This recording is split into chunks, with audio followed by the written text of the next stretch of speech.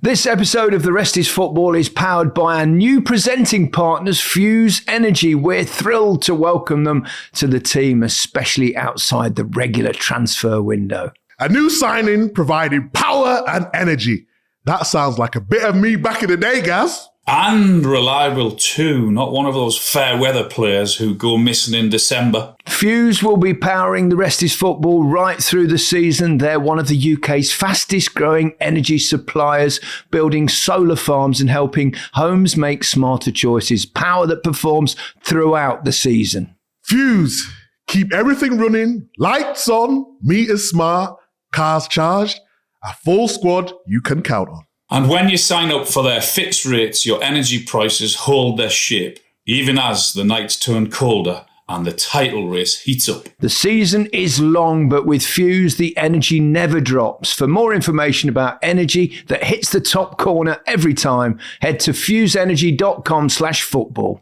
And if you fancy getting involved, sign up with the code FOOTBALL for the chance to get a shout out on the pod and throw your own question at us next time.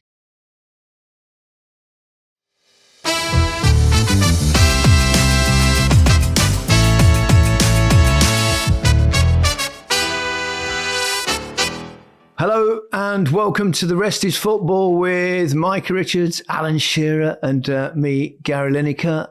We've been all over the place because it's an international break. Micah, you're in London town. London, mate. You're in London, mate. Alan, you're on holiday. Where are you? I'm in Barbados, guys. I got a pal's birthday, so there's a right few of us over here having a really, really good time. So yeah, a few days in Barbados. I love these international breaks. We should have one a month, definitely. I used to say I loved the international breaks forever because you obviously get I got a weekend off from Match of the Day and going up north, and I think I was the only person. But now that I'm not doing Match of the Day, I hate international breaks. Although, yeah, I've quite enjoyed this one because I sneaked away anyway because I went to Mexico. I saw you in Mexico. Tell us about it. First time I've been back since 1986 World Cup. So, yeah. So he had to just drop that in, didn't he, Micah? What happened in the World Cup, Gaz? I think I won a golden boot. Scored a hat-trick. Did all right. So I was kind of inducted into the Salón de la Fama, the Hall of Fame. It's the International Hall of Fame here in Mexico, in a town just outside Mexico City called Pachuca. And it was really, really lovely. I saw you with some old pros there, old famous players. There was lots of people there, wasn't there? Dunga was inducted. René Higuita, what a character he is. You remember the scorpion kick that goalkeeper? I was playing in that game. I think I was playing in that game. I was watching that game. I told him, and he loved it. But yeah, I mean, that was amazing. That was the most nuts thing I've seen. And he's not. He might have put on a few pounds, but he's not. I mean, his hair's just as impressive as it was back then. Brilliant personality. It was a lot of fun. It was a nice event. So they mix it with the International Hall of Fame, which is the one recognised by FIFA, but they also do the Mexican Hall of Fame at the same time. So, like the Premier League would do. But I think they do actually recognise in that country that football existed pre-1992, which is about it. But it's made the most of it. Went to Azteca Stadium, which has been big renovation for the World Cup. The opening game of the World Cup is there on June the 11th. So producers John and Harry came. We did a bit of filming around the Azteca that we'll reveal at some point. And then went to San Luis, and then had a few days at a place called Puerto Escondido, which translates as the hidden port. A beautiful spot, absolutely stunning. Was it nice? Yeah. Yeah, had some great food and everything. It was lovely. Really, nice. It was a week, nice. But we fitted a lot in. I presume you've been playing a lot of golf, Alan, in Barbados. I have. I played golf this morning at. I actually played loads. I played at the Green Monkey, which is a great golf course. Played at Apes Hill this morning. Yeah. Shane and Geordie, who not as in Geordie, but Jodie. So the manager there and a really good friend of his who were members there. They really looked after us this morning, but honestly, they fucking beat us on the last hole with the last ball on the last green. We were one up coming down 17, lost 17 and 18. You choked again, Al? Oh, dear. Well, it's my partner. He was it's his fault. It's always the partner, isn't it, Micah? Always. Have you got a Bayesian accent yet? Not yet. How nice are the Barbados people? They are just so brilliant. Yeah. Bayesians, they're great. Bayesian. And I see one of them was a fan of the pod. You sent a little video to the group chat, which hopefully we'll perhaps put out on the pod. It was quite funny. Very funny. Great. I said, honestly, it's amazing. Wherever you go, as people mention the pod, and I was in the bar the other day, and the guy said to me, "The podcast guys." He said, "I listen to every single episode. I'm just waiting for them to come out." And it's like, oh wow. And he says, "Tell Micah and tell Gary we love him."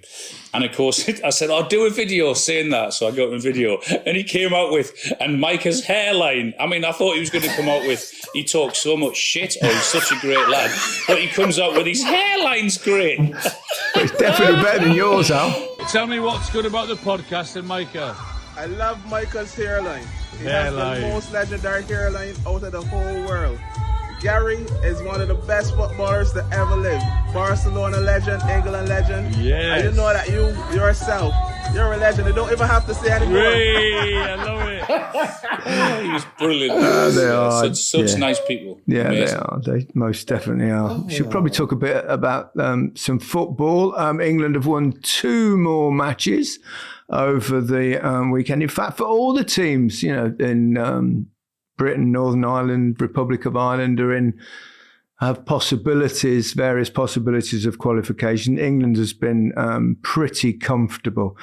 I was sitting watching the game and I was thinking, I'll tell you what, England have got a lot of options in a lot of positions now, compared with perhaps before. And I know in these games there can be a little, because there's nothing really at stake, because England have already qualified, and the thing that is at stake is obviously playing for places. And Thomas Tuchel, I think, has been quite clever, the way he's manoeuvred things around that. But so many options in so many different positions. And, that can be a bit of a dilemma, but it's a lovely dilemma to have. And I think even in positions where England were perhaps weak a couple of years ago, 4 years ago, in recent times. Let's start with, we know the results. England won them both games fairly comfortable. Let's start with perhaps the number 6, a position that England has never really had a natural player in there, but I think it looks like Tuchel wants to play with 1 6 and 2 8s, with Bellingham being one of them, and Rice, Bellingham or Rodgers, or he's got options in there. But I think both Wharton and Anderson are really good. Anderson, even when he came on in the last few minutes, he's so good, isn't he? What we're saying about Anderson, I did. Do you want credit again? You did this in the last podcast, Micah. No, I didn't. I did it. But Alan's still not giving me my credit, and I want my credit. Now we're award-winning. Well, that's something we've not mentioned yet, isn't it? I thought you was going to do it. Let me change the intro. Hello and welcome to the award-winning Rest of Football with Micah Richards, Alan Shearer, and me, Gary Nicker. We won the well done, lads. Well done. Sports podcast of the year. Sports podcast of the year at the Sport Broadcast Awards. So thank you for giving us that award. It's lovely, isn't it? Yes. It's great. I tell you what, since I quit the BBC, since I finished with the BBC, is probably a better way of describing it. I've won more awards than in my life. I should have left 10 years ago. They should have kicked you off 10 years ago. You won so many awards. Exactly, it's nuts. No, it was a shame because none of us could actually be there because I was in Mexico, Al, you're in Barbados, and I don't know where you were, Mark, but Soho you're House. in Soho. I heard that. Soho Was Mikel Arteta there? I didn't see He was there, Mikel right? there. I saw his family. Apparently. I saw his family there, but I didn't see him. Tap him up, get him on the pod. I know, yeah. If they win the league, Yeah, I think they could do. So anyway, where the credit Micah wants. Where were we about? Yes, the credit. Yeah. What credit would you like, Micah? H and John, the producers of this show, award-winning producers. So many recorded. Award-winning producers. Can you scroll back into the archives, please?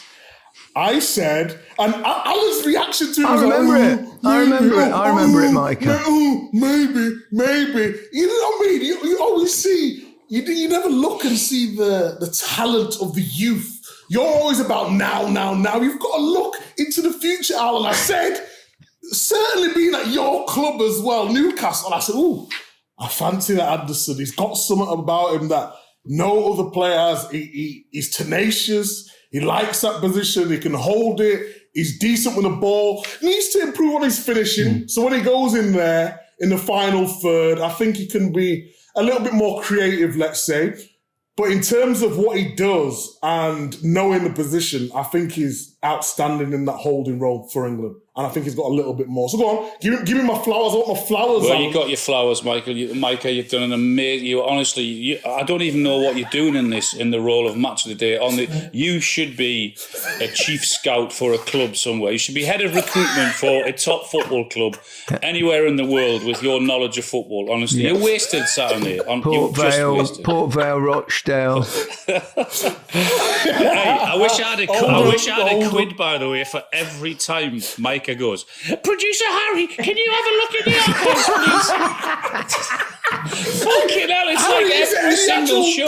Honestly, if you go back to every single show, I reckon it's every other week you say, can you go, I told you that. Producer Harry, do this, look at this. To be honest, Al, I mean, the truth is the only reason we won this award is because of Micah's insight into these players. So let's, we'll see. Obviously we only get one trophy. We'll send it to you, Micah, and then it might appease you.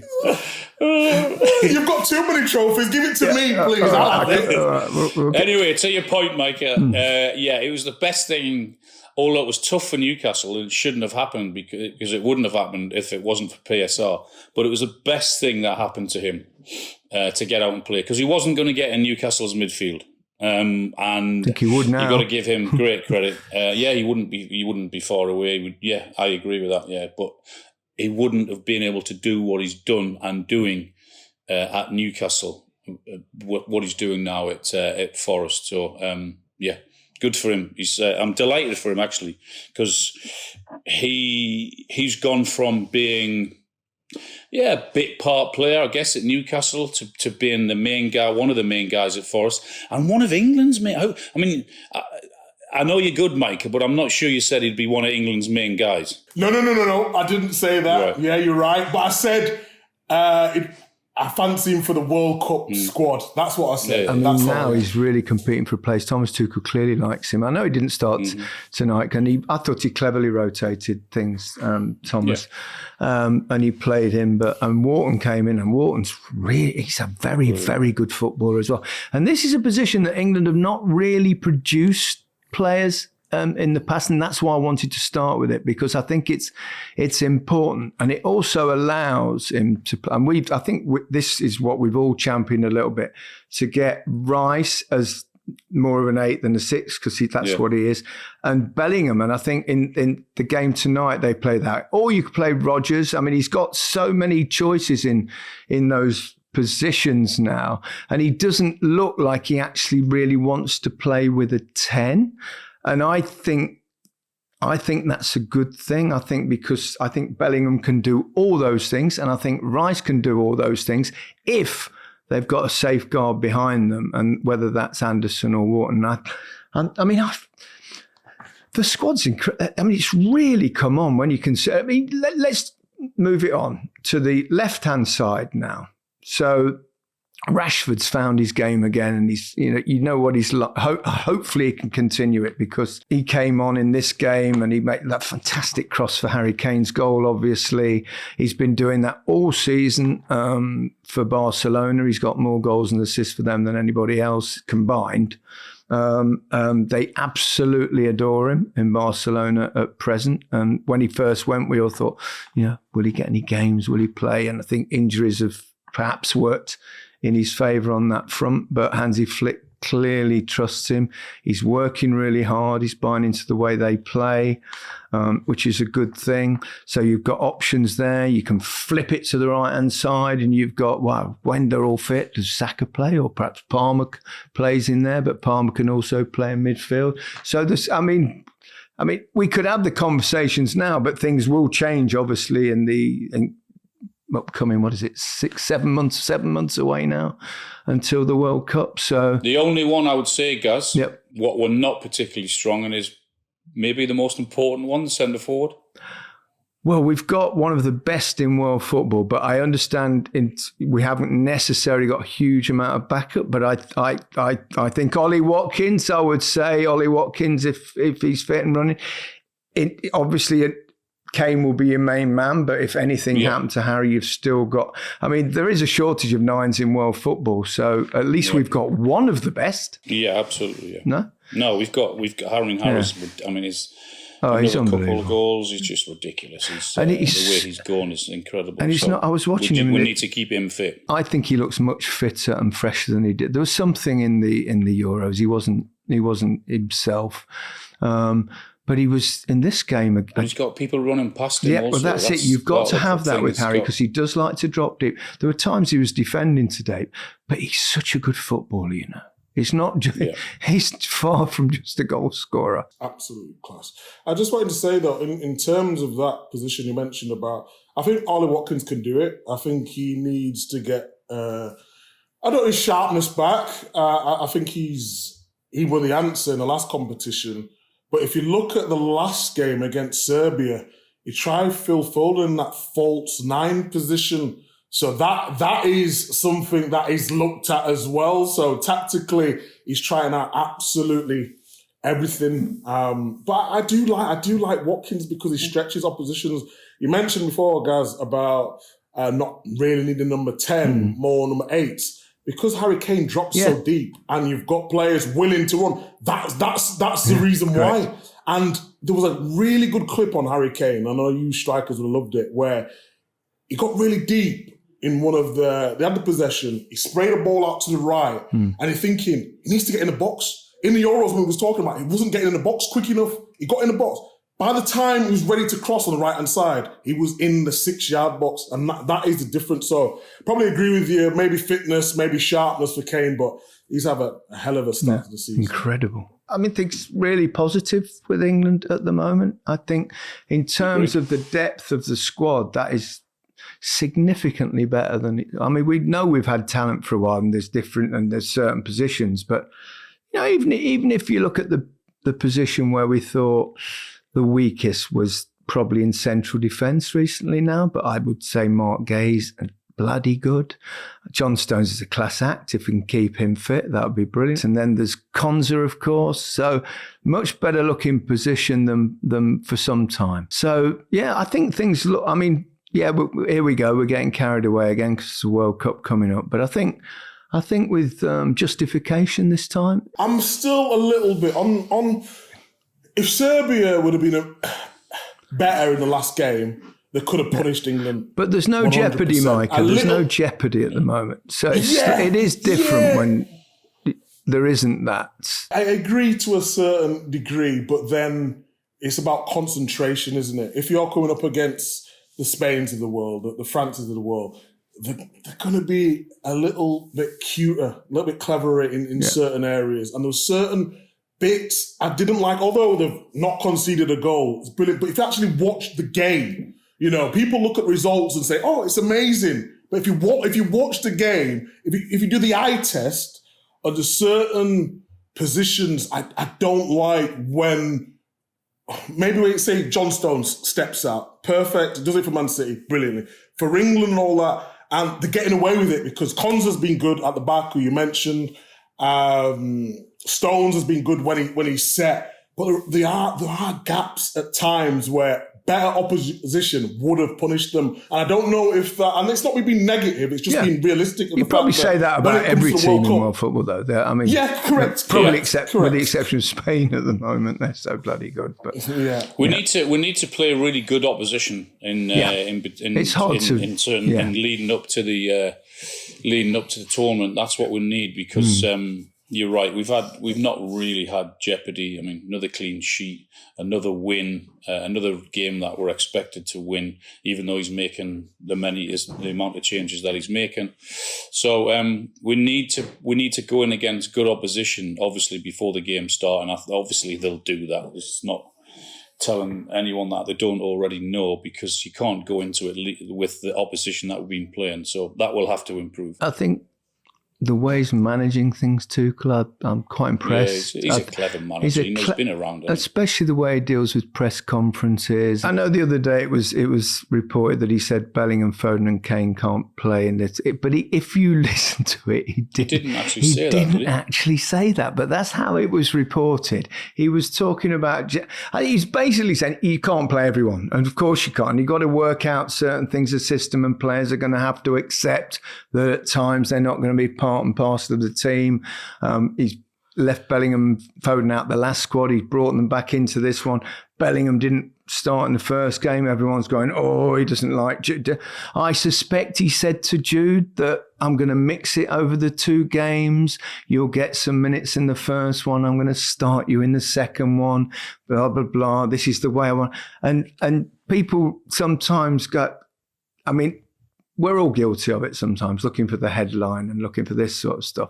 But there's a long way to go to the World Cup. And I thought Bellingham was really good tonight as well. He's such a good player. He covers so much ground. I mean, the way he receives the ball in terms... so many good options. I mean...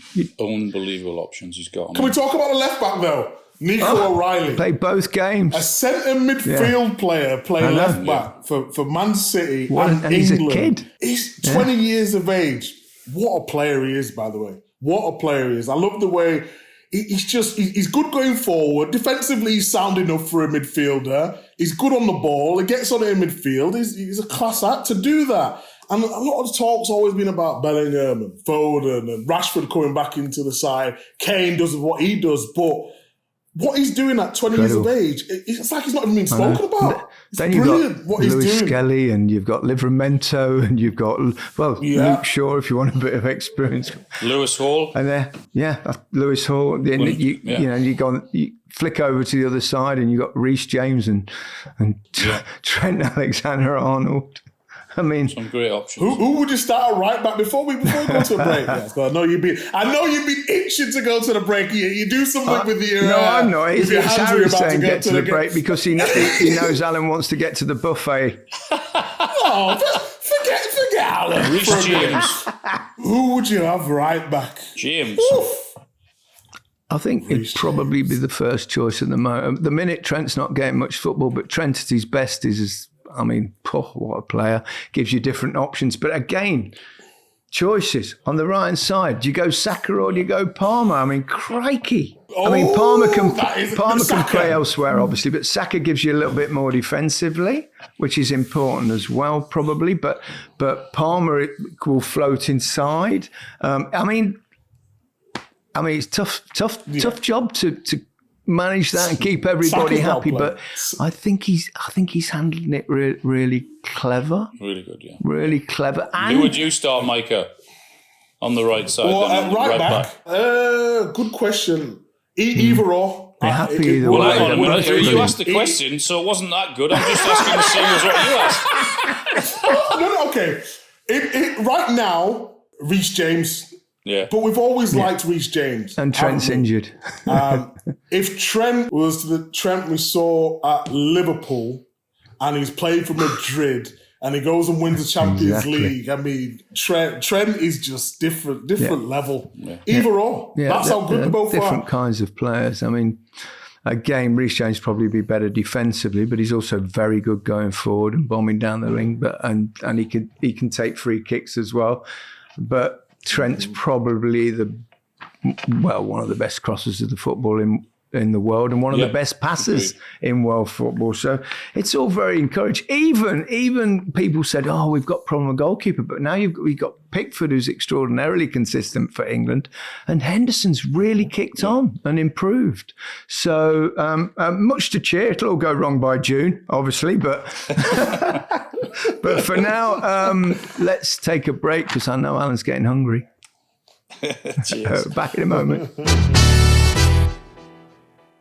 This episode is brought to you by Hotels.com. Make your next trip work for you. Hotels.com just rolled out a game-changing feature called Save Your Way, and it's as simple as it sounds. When you book a trip as a Hotels.com member, you decide how to use your savings.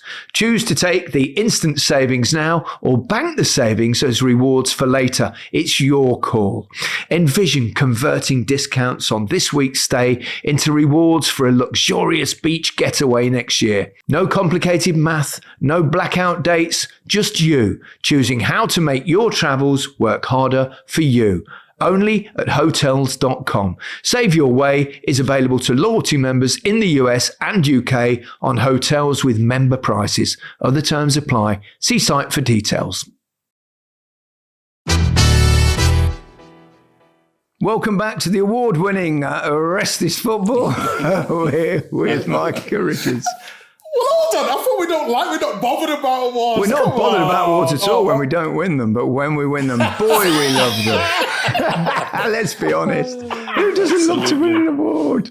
Yeah, so anyway, welcome back, all of you. Obviously, we're reaching the stage now where we know a lot of the teams that have qualified for the World Cup, and we know quite a lot of the teams that are in the playoffs. And for the other teams around the UK and indeed the Republic of Ireland, there's possibilities for a lot of them. I mean, Republic of Ireland's performance to win in Hungary, to come from behind and to, guarantee a playoff position, I thought was a fantastic effort. And Troy Parrott, that's 5 goals in 2 games. And we all know Parrott's really good off the shoulder. I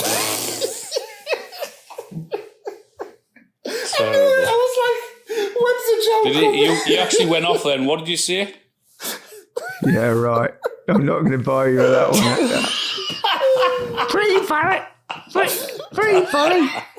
No chance for that one. You know, you did me once with that. Guys. You're never going to do it again. Yeah, sorry. You're never going to do it again. Hat trick though, brilliant. I mean, amazing. I mean, he was at Spurs obviously for quite some time, and then he's been on loan everywhere, and now he's at AZ Alkmaar. He scored a lot of goals there. I think just a bit better than a goal every other game. What a result that is for them. Brilliant. I mean, scoring a hat trick. I don't care whatever level you're at, let alone international football. So. Scoring a hat-trick in international football is bloody amazing. Especially when you complete the hat-trick in the 96th minute to sneak above Hungary. It was just class, wasn't it? I think he was, if it's a Parrott, right, I think, he was at Spurs, wasn't he? Went to Millwall, lots of clubs, actually. MK Dons, Preston, he went to another team in Holland. Come on, guys, we should know this. But anyway, he's at AZ now. To do what he's doing... It's just great. He went to another team in Holland, guys. Come on, where did he go? You should know this. Excelsior in Rotterdam, because Harry's just showed me. I mean, and he's definitely excelled. So that's for sure. The point is though, how many players have you seen not make it at one club and then they just fall down the leagues and then can't quite get it going, and then you find a home, you score a lot of goals, then the confidence, and he goes and plays for his country, and it's a massive, massive night for him. And we always like the Irish, don't we? So I'm buzzing for him. Wales and Scotland are also in the playoffs at least. Scotland could still qualify automatically. If they beat Denmark at home on Tuesday, they'll qualify. What a huge game that is. That'll tomorrow if you listen to this on Monday. Just a bit. That'll be a massive night at Hampden. Wish them all the best for that. And the more teams, local teams we get in, the British teams and Irish teams that go. Northern Ireland also have a chance. Now, this is the way this format is for the playoffs. I've been studying it a little bit because I thought everyone should know. It to us then, I will try my very best, mainly because I've got it written down here on this phone, right? Because it is quite complicated. So there are 16 teams that go into the playoffs. 12 of the group runners-up, which is fairly obvious and fairly simple. But to get to the 16, they've done it by basing it on the Nations League's overall ranking that finished outside of the top 2 of their qualifying group. And then it gets a little bit tricky. So then we've got 16 teams and it goes into 4 blocks, right? So each block will get one team that goes through to the actual World Cup. So each block will have 2 semi-finals and a final. And 4 of those teams come from the National League teams that didn't quite manage to do it, but they were the top 4 outside the ones that top 2. So it's a little bit complex, but whatever it means that Northern Ireland have a chance to go through under those circumstances, which would be a good thing. Wales should get into the playoffs with a win against North Macedonia at home on Tuesday. Mathematically, they can still actually win the group, but Belgium play at home to Liechtenstein, who've lost every game and conceded 1 million goals and haven't even scored. So I think that's highly unlikely. That would give Wales a chance either way. The other interesting one is that Portugal got through by beating Armenia 9-1. Now, Cristiano Ronaldo was obviously suspended from that game because he got himself sent off. Did you see his nonsense on the game? Yeah. He's rubbing his eyes, and then when he got a yellow, and then they far upgraded it to a red, and then all the Irish fans are. But if he gets that upgraded to 3 games, then he could miss the first game in the World Cup. Is that right? Well, he's missed one because he missed this one. And for violent play, which an elbow clearly is, then normally automatically that would be a 3-game ban. But they can judge these things individually. Apparently it's within FIFA's auspices to do something like that. So we'll have to wait and see whether they reduce it, because otherwise he'll miss the first 2 games. If he gets 3 games, they might reduce it to a 2-game ban. I'm not a gambling man, but I'll have 10 pence with you. He doesn't get 3 games. I wouldn't bet against you either. I wouldn't bet against you either. Just before you go on, you mentioned Scotland, Denmark. And I took about 2 minutes. I didn't want to interrupt you while you were speaking. But that would be Kasper Schmeichel in Correct, Scotland. where he played for Celtic, obviously. Where he plays for Celtic. So that could be lively. I'll be watching that game. I'm definitely going to be watching that game. As for the Portugal thing, they had to beat Armenia, and they did by 9-1 without Cristiano. Here's a question, Micah, that I know you like these questions. Are Portugal better without Cristiano Ronaldo? No. I mean, they're more mobile without him, I would say. But he scored too many important goals, so they are still better with Cristiano. Alan? Yeah, I mean, it's just, how can you say anything different against him? You know what I hate about greats in football? This is what it pisses me off. Like, the great Gary Lineker, you would never say anything bad about another great player. Alan Shearer, he's just like, Ronaldo. When he was here in the Premier League, come back from the second time, and he couldn't really move. Yeah, he was scoring a lot of goals, but you didn't criticise him, did you? All you elites just stick together. It's embarrassing now, guys. Come on. Where's this little outburst come from? I love it, Micah. Micah, carry on and give him a load of criticism then. So what's... There's a reason we don't, and that's because he's been a pretty bloody good player, one of the greats of all time. So it's hard to be critical. The one thing I would say, and I think it's a serious point, and I think for Portugal, it can become a little bit all about Cristiano Ronaldo rather than the overall team. They need to guard against that, and it might make it difficult to manage. He's not what he was, obviously. He's in his 40s. I mean, he's defying nature as it is. I mean, he's absolutely remarkable. So it's a legitimate thing because Porsche got so many really, really good players. I mean, Bruno Fernandes scored a hat-trick, didn't he, in that game? As did João Neves in that game. So I know it's Armenia. It doesn't mean... I mean, Cristiano would have been gutted to miss that game because there'd have been a few goals for him for sure. Absolutely, yeah. And the other one topic before we go, one more. Italy, man, they're going to be in the playoffs, barring some kind of mathematical nonsense. I think they're playing Norway. I mean, Norway's interesting because they're going to qualify for the first time in a World Cup for over 20 years. And they've got obviously some decent players, including a certain striker who's scored a few goals this season called Erling Haaland. And they play against Italy in Italy. Obviously, by the time you hear this podcast, you'll know the result. But I think it's safe to say that Norway will qualify because Italy have got to win by about 9 goals or something stupid, which they're not going to do against Norway. And there's a couple of points here. One is that Italy, if they beat Norway tonight, we're talking about this on Sunday. You'll know this, and if they've won the game, that would be 8 wins in 9 matches, and they won't qualify, which is unbelievable. They might qualify via the playoffs, whereas people are talking about somewhere like South America, where there are only, I think, about 12 teams that actually go forward and 7 of them qualify or something. So it's hard, but it will also, imagine another World Cup without Italy. That would be 3 on the bounce. How does that work out anyway? You win all those games and not qualify. It's crazy, isn't it? It's because Norway have been exemplary and won everything. But you have to be pretty poor if you're not. I mean, with it being going to 48 countries now in the World Cup, got to be pretty poor if you're not qualifying for the World Cup with that many countries going there. Well, imagine Cape Verde qualify and Italy don't. It's mad. Mad. But it's the way it is. But World Cups, we want Italy to qualify. We want them. Yeah. Of course we do. It's almost certain. You'll know this by the time you listen, but they'll be in the playoffs and they'll have a chance of sneaking through. The playoffs, they don't take place till March either, which is well after the World Cup draw, which is next month.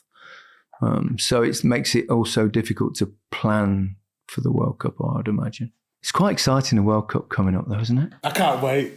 What we're doing for it, guys? Are we're going to have a few sherbets in New York? We'll stay in London? No, we'll be in New York for the entirety. We'll be in New York for the entirety. Further news to follow shortly. We'll let people know what we're up to as soon as we possibly can. What are we talking? Is something daily, weekly? What we showing it? Bi-weekly? What's happening? I think we'll go along the same lines as we did in the Euros. We'll have a daily show for people. You have to turn something into a few sherbets, don't you? When we're talking seriously about football. Yeah. Says the man who can't wait to get to the buffet and a bottle of wine. Honestly, I've had no food all afternoon. Starving.